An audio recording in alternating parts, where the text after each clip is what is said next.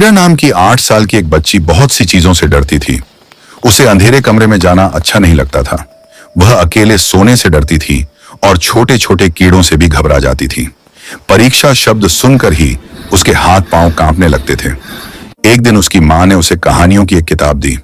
उसी में एक कहानी थी एक बहादुर बच्चे ध्रुव की। चलिए ध्रुव की कहानी पढ़ते हैं। बहुत समय पहले एक राजा था, उत्तानपाद। उसकी 2 रानियां थीं, सुनीति और सुरुचि। दोनों का स्वभाव एक दूसरे से बिल्कुल अलग था। सुनीति सीधी सादी और शांत स्वभाव की थी, जबकि सुरुचि घमंडी और चतुर थी। राजा सुरुचि को अधिक प्यार करता था क्योंकि वह सुंदर थी। सुनीति के बेटे का नाम ध्रुव था और सुरुचि के बेटे का नाम उत्तम। एक दिन छोटा ध्रुव अपने पिता की गोद में बैठा था। तभी सुरुचि आई और उसे गोद से हटाते हुए बोली, तुम राजा की गोद में नहीं बैठ सकते, यह अधिकार सिर्फ मेरे बेटे का है। ध्रुव का दिल टूट गया।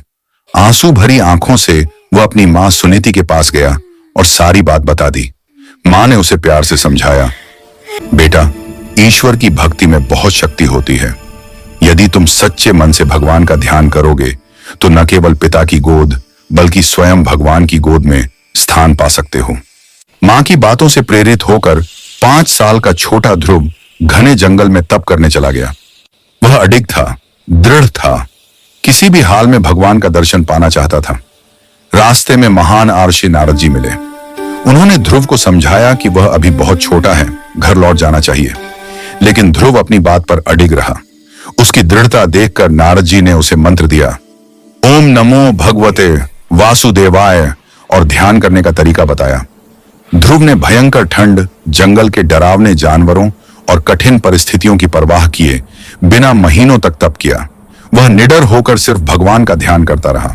अंततः ध्रुव की गहन भक्ति से प्रसन्न होकर भगवान विष्णु स्वयं उसके सामने प्रकट हुए। भगवान ने कहा, वत्स, मांगो क्या वर चाहते हो। लेकिन ध्रुव तो भगवान के दर्शन से ही धन्य हो चुका था। उसने कुछ भी मांगने से इनकार कर दिया।